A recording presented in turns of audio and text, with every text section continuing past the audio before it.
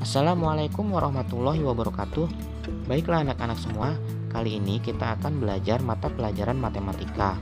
Dan materi kita hari ini adalah tentang kecepatan. Sebelum kita masuk ke materi kecepatan, sekarang kita kembali dulu mempelajari tentang perbandingan. Karena kecepatan itu adalah perbandingan antara jarak dan waktu. Oke, mari kita buat contoh soal. Misalnya ada soal seperti ini. Benny mempunyai 20 kelereng dan Lani mempunyai 16 kelereng. Berapakah perbandingan kelereng Benny dan Lani? Patut diingat bahwa perbandingan itu angkanya harus yang paling sederhana ya, atau yang paling rendah atau tidak bisa dibagi lagi. Nah, di sini misalnya si Benny 20, si Lani 16. Maka kita harus sederhanakan dulu. 20 dibagi 2 sama dengan 10. 16 dibagi 2 sama dengan 8. 10 dibagi 2 sama dengan 5. Dan 8 dibagi 2 sama dengan 4. 5 dan 4 sudah tidak bisa disederhanakan lagi ya.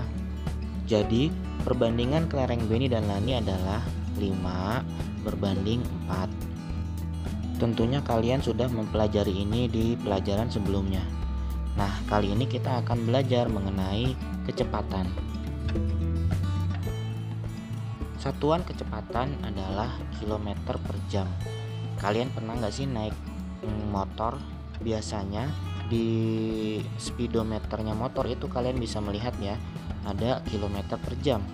Kamu misalkan naik motor agak kenceng, bisa kecepatannya 30 km per jam atau bisa 40 km per jam.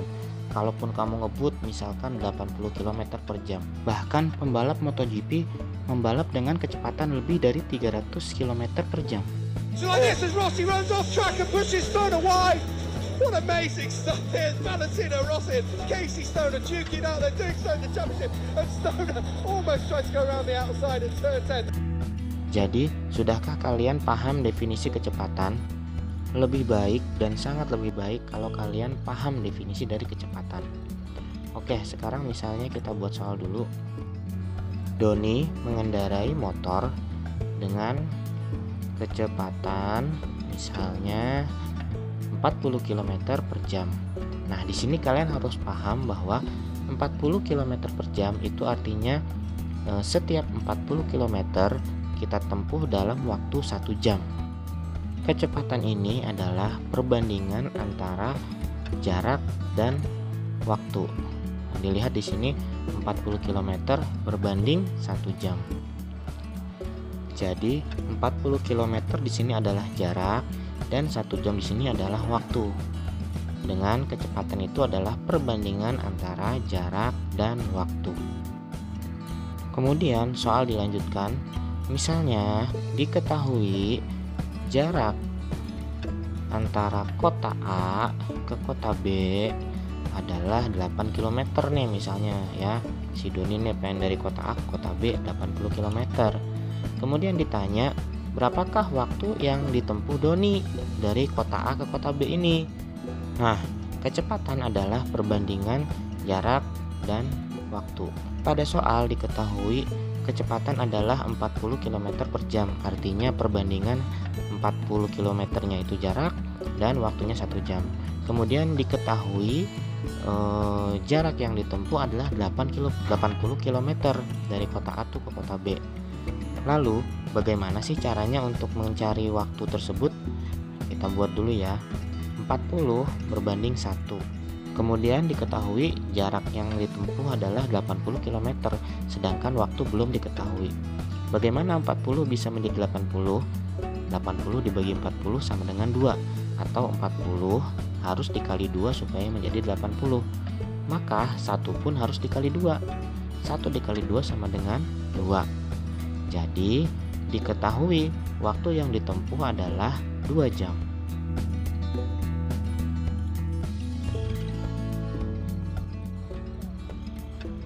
Mari kita lihat contoh yang lain. Tono berangkat dari Cilengsi ke Bandung menggunakan mobilnya dengan kecepatan rata-rata 30 km per jam. Waktu yang ditempuh oleh Tono yaitu 4 jam. Berapakah jarak dari Cilengsi ke Bandung? Nah, ini kebalikan dari tadi. Kalau tadi yang diketahui adalah jaraknya, sedangkan yang diketahui di sini adalah waktunya, yaitu 4 jam. Kembali diingatkan bahwa kecepatan itu adalah jenis lain dari perbandingan ya. Kecepatan itu adalah perbandingan. Jadi ini sama saja dengan cara pengerjaan perbandingan yang sudah kita pelajari di kesempatan sebelumnya. Oke, selanjutnya perbandingan atau kecepatan itu tadi yaitu 30 km berbanding 1 jam. 30 meter adalah jarak dan 1 jam adalah waktu. Ya, perbandingan antara jarak dan waktu. Nah, selanjutnya diketahui waktu yang ditempuh oleh Tono yaitu 4 jam. Maka kita taruh sini di belakang ya, karena yang diketahui waktunya adalah 4 jam. Nah, sekarang berapa jarak Cilengsi Bandung? Jadi yang ditanyakan adalah jaraknya. 1 bagaimana sih bisa menjadi 4? Tentu saja dikali 4, atau caranya adalah 4 dibagi 1. Maka kalau 1 bisa dikali 4, 30 juga harus dikali dengan 4. Jadi 30 dikali 4 sama dengan 120 km. Jadi jarak dari Cilengsi ke Bandung adalah 120 km. Bagaimana anak-anak? Apakah kalian sudah paham? Yang Bapak ajarkan di sini adalah pemahamannya. Karena matematika itu juga butuh pemahaman, bukan hanya caranya saja. Sedangkan rumusnya seperti ini ya, ataupun kalian bisa lihat di buku kalian. Nah, kalau kalian sudah paham, meskipun kalian tidak hafal rumusnya, tetapi tentu saja kalian dapat mengerjakan soal tentang kecepatan ini.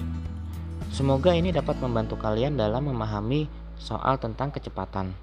Terus semangat dalam belajar ya. Assalamualaikum warahmatullahi wabarakatuh.